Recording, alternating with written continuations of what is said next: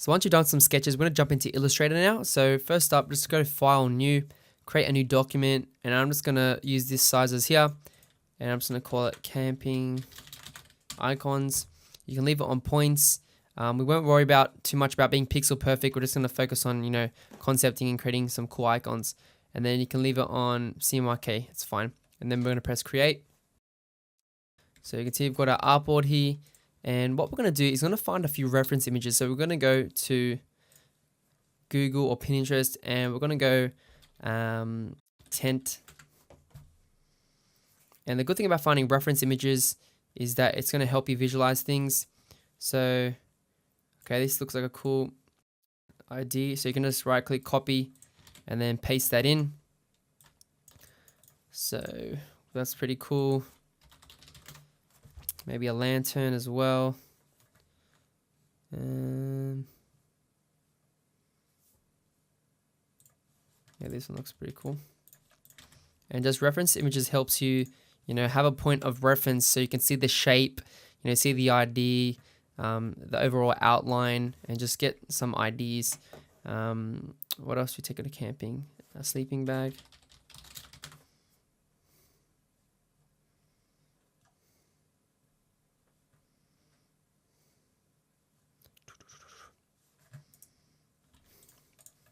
And we're just using it for some inspiration. And then I'll do a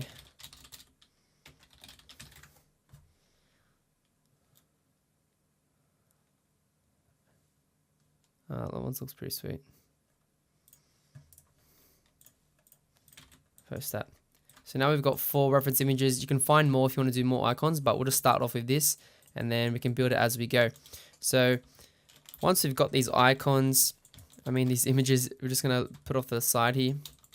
And what I like to do when I'm working with icons, I like to use a box. So press M for the rectangle tool. You can see on the left here, I'm just going to right click that. You'll get your shape tools. So when I'm doing icons, I usually use the shape tools. So you got the rectangle tool, the rounded rectangle tool, ellipse tool, polygon, and even the star. So you can really use those. You can also use your line tools as well. So if you've got a line tool here, which is pretty sweet. And also you can use the pen tool. So you press P for the pen tool, and you can just click and you can create strokes and paths with that. So those are the main tools we use when I'm creating icons, which is pretty sweet.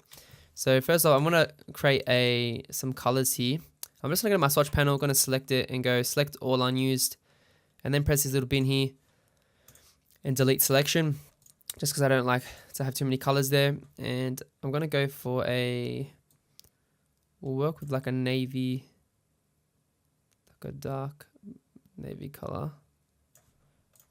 And I'm going to add that. So press this little button in the bottom there, and you can actually create it. You can go call it navy if you want. And we're going to go click on global, press OK. So now I've got that color. And it's looking a bit too blue. So if I can double click on it, and because it's a global color, when you edit it, it's going to affect it. So you press preview and see you can actually edit it, which is pretty sweet. It's too blue, so I'm gonna make it a bit more. Okay. That's a bit more. Sweet. And then I'll click on that and then press the little button on the bottom right there. I'm going to make a copy of it, but we'll just do a lighter version of that color.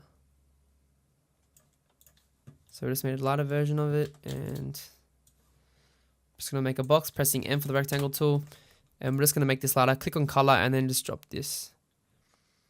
So you can drop it down if you want to add a bit of a tint of color, or you can go to color guide as well, and you can go to window and go to color guide, and swatches if you don't know how to open those, and that will keep these open. So you can also go to color guide and pick, triad or compound or monochromatic or whatever, and you can find them and, pick shades if you want instead of working on a white background.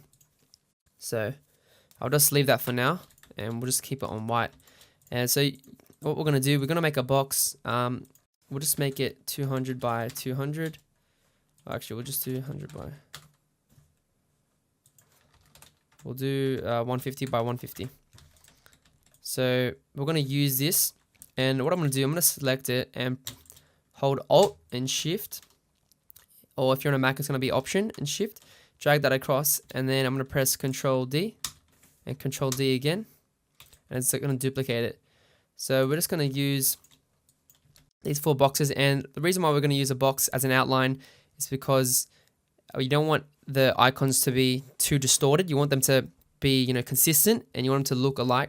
So we use the boundary box as, a limit. So we put it within the box so it's not hanging out, and the icons are going to look, nice and smooth together. So we're just going to use these boxes, and then I'm going to just make it white, but I'll just make it a little bit gray so we can see that. So you can see I just added a bit of gray, and then what we're going to do is we're going to make a new layer. So go to your layers panel. You can also go to window layers, and then just click on the new document there, and we'll go design, and we'll just put this, and then we'll just call it box, and we're just going to lock that layer, and we're going to work on off this layer. So that's one way to lock them, because we don't want to, if you start doing your icons, you don't want it to be selected on the bottom one. So that's why we did that. So now I'm going to select our navy color. We're going to start building out. So we'll first start with this tent. I kind of like, the nice big thick pole in the middle. And another good box to come up is use your stroke panel. So go to window and click stroke, and usually I use a 2 weight point weight, or sometimes you can do thicker if you want. I'm just going to start building this. So you want to make sure your smart guides are on. You can see there's a purple line, that's smart guides. You can press Control U or Command U, or go down to View and then click Control U here, which is pretty sweet. So now when we, fire out the heck. So now when we go onto the box, you can see, the middle point of the box. I'm just going to click on these corners, and then make sure there's no fill. And I like to have rounded corners, so I click on the middle bars. If you're on the cap in the corner, you can see you pick on the middle, and that's a round cap joint and the round mid joint for the corners, so you can see that's joint. Don't worry if it goes over the box, that's okay. It's going to be fine. So now we're just going to start building this out using the pen tool. I'm just going to do this. You can play around with different stroke weights, so you can see, or you can keep it all consistent, which might look better. And I might make this smaller. There's no limits. You can, play around with it, make it look fine.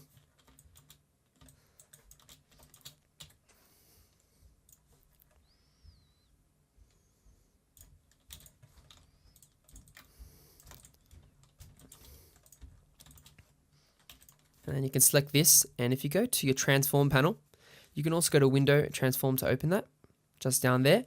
And you can see mine's on the right here, and if you select a path or a shape, you can click on this little drop down menu and go flip horizontal or flip vertical.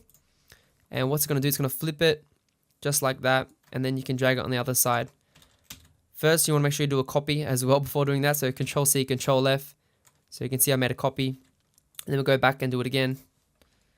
And boom, just clicks in. You see the smart guides just like that. So it clicks in. So now it looks like we have like this flap here, and it's like a bigger tent, which I kind of like.